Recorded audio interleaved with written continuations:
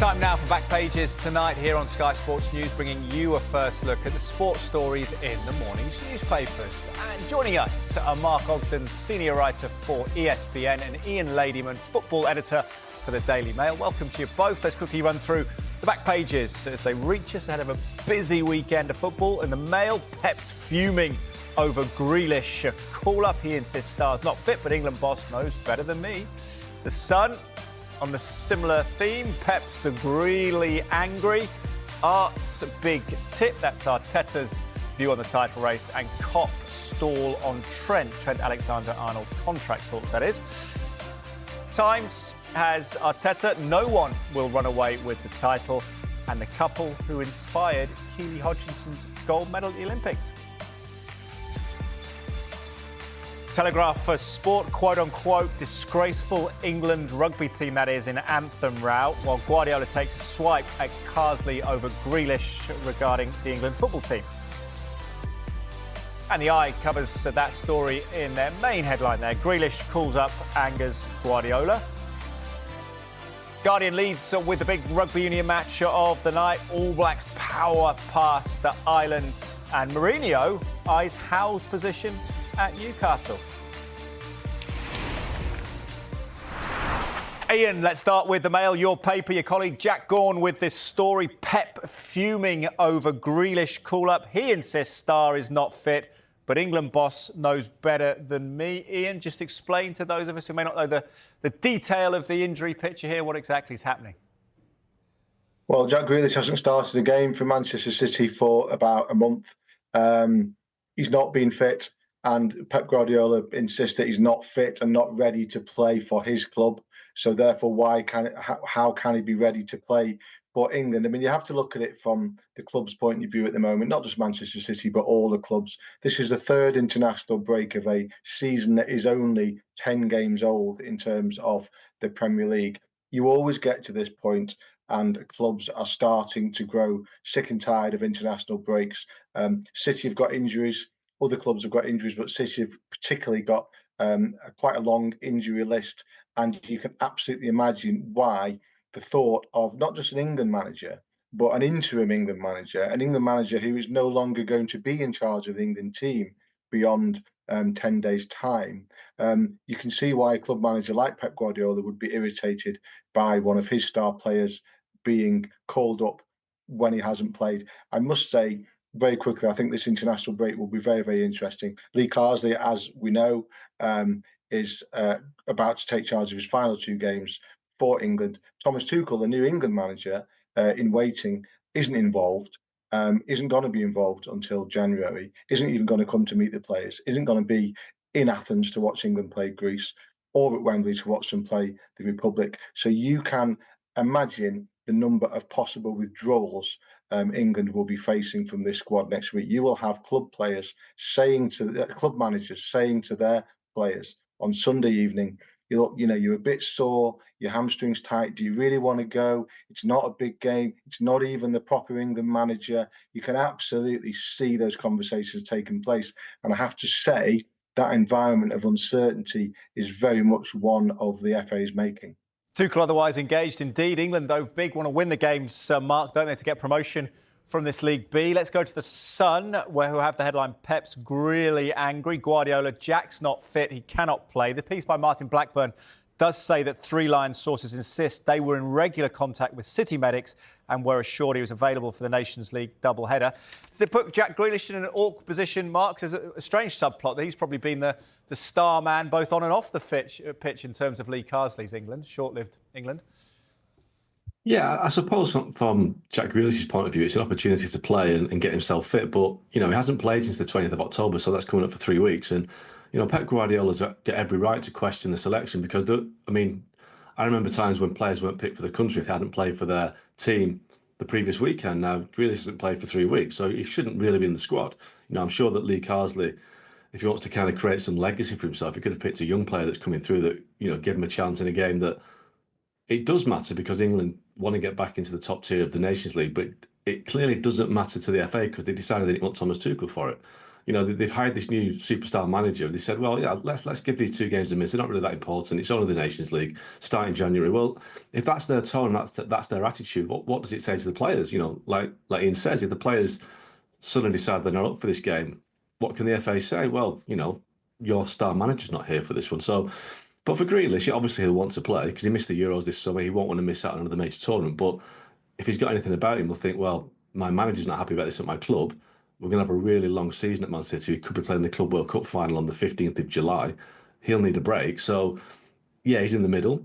But I think if he sits down and thinks about it, I think his loyalty should be with Man City and Pep Guardiola because they're the people that have made him the star that he is and the people that have won him all these trophies. So let's wait and see. But I think Grealish is in the middle, but I'd stick with Man City if I was him. Yeah, Grealish has been cited as important by Carsley, hasn't he, Ian? Particularly for the way he conjures up the atmosphere. The iBack page has the headline, Grealish call-up angers Guardiola. Going back to the fixtures, Ian, you mentioned Tuchel not being there, but they are quite important, aren't they, in the relative scheme of international games? Important to get promotion? Yeah, absolutely. They are important to the Football Association, and they will be important to Thomas Tuchel.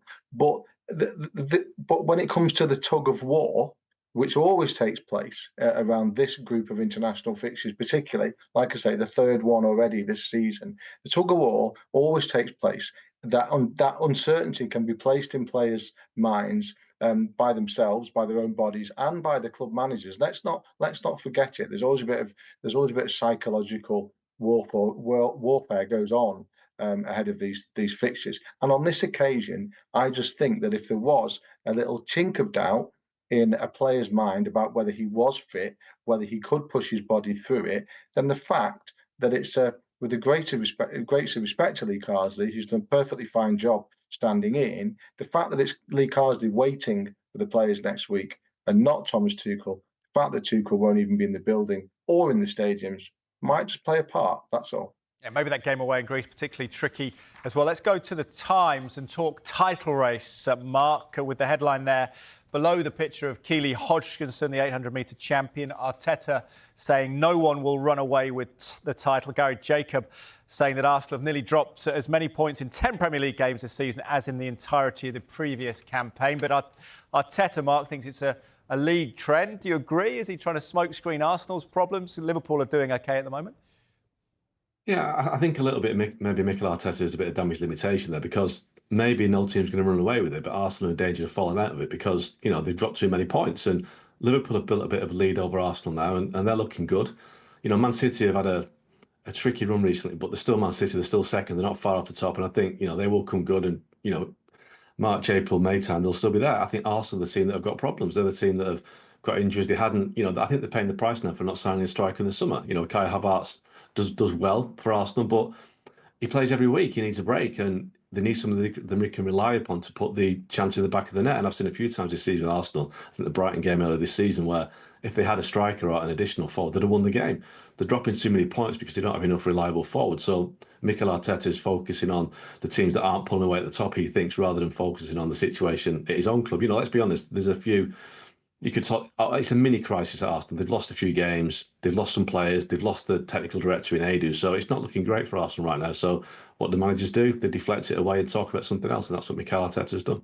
Also face a really tough trip, don't they, on Super Sunday against Chelsea? It seems like the Sun covered the story as well. Arteta's comments, Art's big title tip. Jordan Davis writing the piece there. I suppose, Ian, if there is to be a lower points total, and we showed an Opta statistic on Sky Sports News that Man City are tipped to, by the statisticians, win on 85 points, it's all the more frustrating for Arsenal, isn't it, after getting 89 points last season, to think they could miss out again with a fewer total?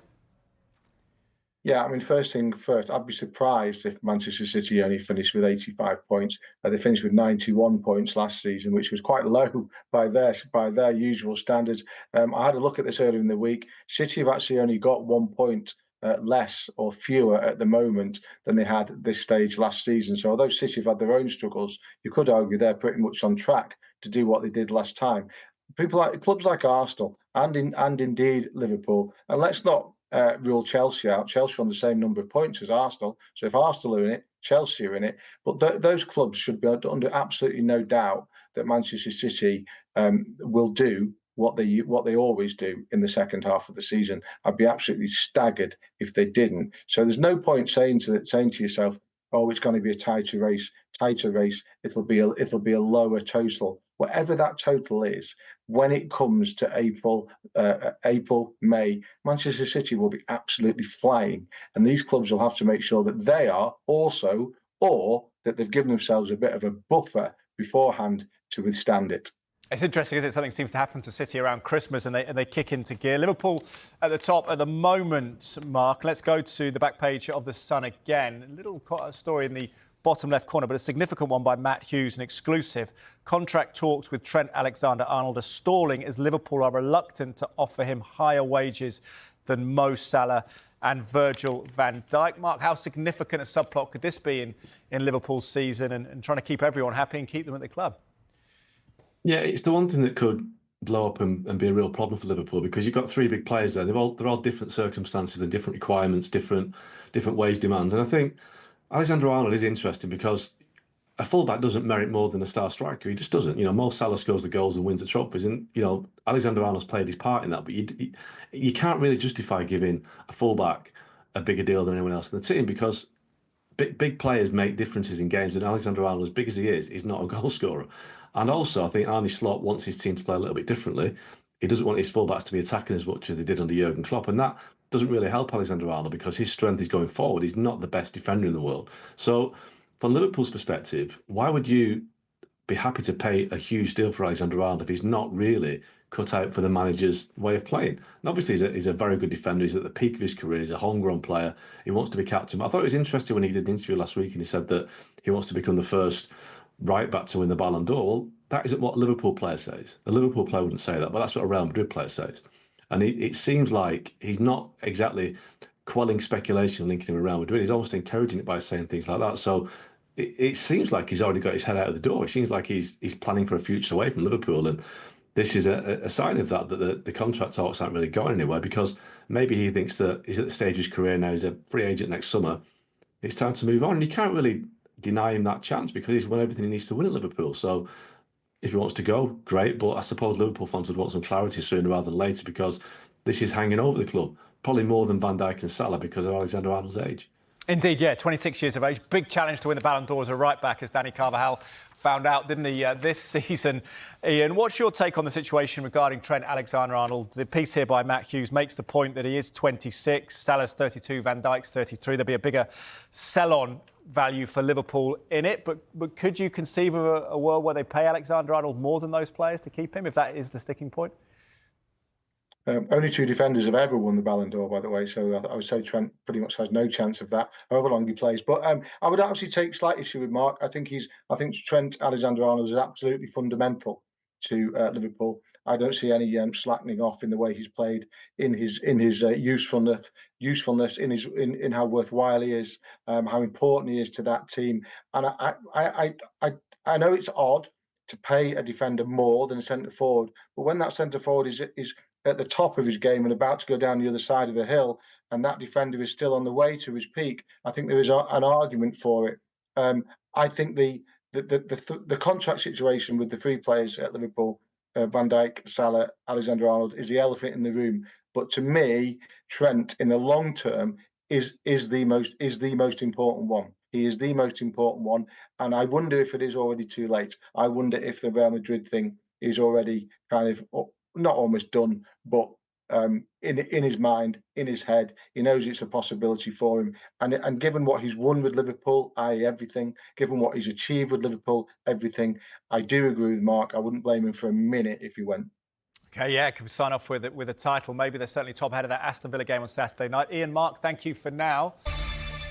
Welcome back. You are watching Back Pages tonight. And welcome back to Mark Ogden, senior writer for ESPN, and Ian Ladyman, football editor for the Daily Mail. Let's go to The Guardian, an exclusive by Matt Hughes and Louise Taylor, under the picture of Jordan scoring the try for New Zealand. Unfinished business. Mourinho eyes Howe's position at Newcastle, Mark. Jose Mourinho targeting the manager's job at Newcastle if Eddie Howe leaves St James's Park. What do you think of that potential fit? Made in heaven or maybe not?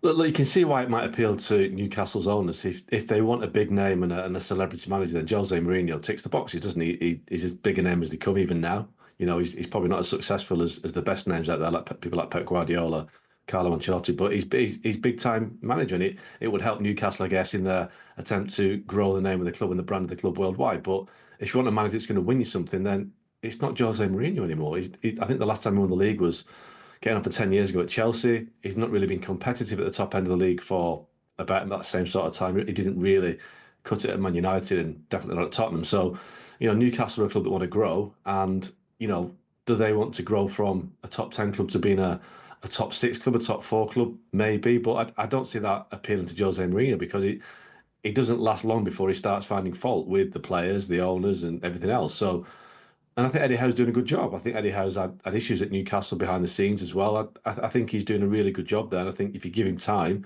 he'll turn it around. But it depends what the owners want. We've had a change of hierarchy at Newcastle in the last 6 months where I think Eddie Howe's lost a bit of his support base.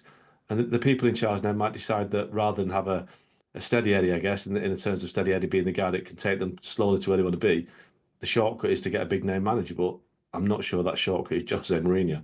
OK, yeah, Mourinho's star may have fallen a little bit in the past decade, as Mark says. Ian, as well, sacked by Roma this year, currently at Fenerbahce, albeit it's a very volatile situation for a lot of managers at Roma of late. What's your perspective on it, Ian? May it not be about winning the Premier League title? Might be any trophy of any kind, and could Mourinho still be back to get a cup? Might that be a huge boost for the club? He's yesterday's man, I'm afraid, is Mourinho. Not Mourinho. I've thought this for a while. I don't think there'd be nothing in him for Newcastle at all, on the pitch or off the pitch. Newcastle don't need Jose Mourinho to get publicity. They're a big club. Everyone knows who Newcastle are and what they're doing. They don't need Mourinho to boost their profile. They certainly don't need his football, and they certainly don't need the endless, tedious noise that accompanies Mourinho now wherever he goes. Look what he's doing in Turkey already. He's already deep into what is now quite a familiar repertoire. He's gone to Fenerbahce. He's gone through that phase of dishing out the kind of fake charm to the local media. He's then gone into falling out with referees, got a red card when they played Manchester United. He's now accusing the league of being corrupt. The next thing that he will do, I guarantee, will fall out with his players. And that's always the last staging post for Mourinho before the whole building collapses around him and he runs out the door and leaves it behind him. He used to be a boom and bust manager. I think he's just a bust manager these days. I really do. And if I was Newcastle, I'd go nowhere near him. OK, we'll keep across Mourinho's future in the near and long-term future. I think they're third at the moment in the Turkish league. From one controversial character, perhaps, to a controversial another one, pre-match ritual in rugby. And I'll stick with you for this one, because you've got a pretty good opinion on it. In the Telegraph, disgraceful England in anthem row. Ben Coles and Charles Richardson reporting. Hosts accused of deliberately playing rivals' music poorly. And George calls for full throttle 80-minute effort from team. What on earth is this about after the hacker drama? What's going on now, Ian? So I sat in this chair last week talking about Joe Marler and the hacker, and saying why on earth would a big rough and tough rugby player worry about what was happening on the field before the game had even started. And now we've got another one talking about the fact that the English don't play the opposition anthem loud enough or with enough respect, because the English anthem is sung by somebody and the opposition anthem is just played over the tannoy. I'm sorry, but what on earth is the issue here? First of all, it's called home advantage, okay? You know, we've talked lots of times about football clubs that didn't even used to turn the heating on in the dressing room, by the way, for the opposition team. Talking about some music, for God's sake, as long as they play it, and they absolutely should play it. And I really do think that the home supporters should stand silent while they play it. But that's about it. That is the polite thing to do. That is the respect that you show the opposition, and that is where it starts and ends, as far as I'm concerned. And I tell you what, the Australian players, before they play England, will not be giving a stuff about how loud or how long the anthem goes on for. What matters is what happens when the whistle is blown, or at least that's what's supposed to matter. That's what used to matter. What do you think, Mark? Is this just like preparing the wicket to suit your bowlers? Is it growing the grass long if you don't like passing football? Or is it an act of disrespect? Should you expect the world-class singer to have your anthem before you play rugby? I mean, I think the singer kills the anthem, to be honest, because you have a singer doing the anthem and all you get is the crowd singing faster than the singer. It just sounds terrible. So, yeah, it's not for me, but, I'm just enjoying the grumpiness that Ian's got. I mean, I've seen this in press boxes for 20 years now. It's just great to see it on a Friday night for, prime time entertainment. It's a good game, England-Australia. It's certainly a good game, New Zealand against Ireland tonight. Let's check back into football and get the thoughts of Jamie Carragher in. I want to come to you as well, because you were convinced that Manchester City would go on this late-season charge to get a good points total again. But Carragher here citing the importance of Rodri's injury, and he says that City's 115 charges barrier to finding Rodri replacement. Is that a possible cogent point from Carragher? You think that maybe agents and players will wait to see what happens? Yeah, I mean, that's presuming that they would want to go and find a replacement in January, I would imagine. It's not as if Rodri is never going to play for Manchester City again. But from a more wider point of view, I think Jamie Carragher is absolutely right. As long as the hearing or the case against Manchester City remains unresolved, and we imagine whichever way it goes will probably be an appeal. Yeah, it will. It absolutely will affect players. I mean, why would it not? If you were being offered an opportunity to go to a club like Manchester City, it would tick all the boxes apart from that one. Is that you don't know what's going to happen to them. You don't know if you take it to its logical conclusion. You don't know you may not know which league they're going to be playing in the future. So if you were to weigh up, I don't know, Manchester City against Arsenal, or Manchester City against Liverpool, or Manchester City against one of the big continental clubs as a player in terms of a destination, I think you'd be negligent, or your agent would be negligent if you weren't to consider that and to at least put that thought in your mind. I think that's human nature and probably very sensible. Indeed, Manchester City deny all charges, so we remind everyone as well. Let's talk about a club that you're not sure what you're getting if you go there as a player at the moment, but Ruud van Nistelrooy very much still enjoying it. Mark, let's get your thoughts on this. Mike McGrath reporting that Van Nistelrooy says United job remains his ambition. Only got about 30 seconds, Mark. Where do you assess Van Nistelrooy's credentials at Man United, his future in the short term and then maybe the long term? Yeah, look, I mean, I don't think Ruud van Nistelrooy has a future at United in the short to medium term, because Ruben Amorim has been hired as the manager to make United better, and it's up to him to decide who his backroom staff are. And why on earth he would want a guy that has been a manager for a year, has been at Old Trafford for 3 months and has not played for them since 2006. It makes no sense. But Ruud van Nistelrooy's done a great job in terms of boosting his profile, making United better in the short term. He'll move on and get a decent job. I think Ruben Amorim will be sensible to move on without Ruud van Nistelrooy. Yeah, absolutely. He's conducted himself very well in the press conferences, hasn't he, as well? Good talker, as of both of you, gents. Thank you, Ian and Mark, for tonight. Enjoy the weekend's sport. We'll speak to you again soon. If you missed any of the show, another chance to see back pages tonight, at 1:30, and the show's also available as a podcast. Just download Back Pages on Apple, Spotify, or wherever you get your podcasts.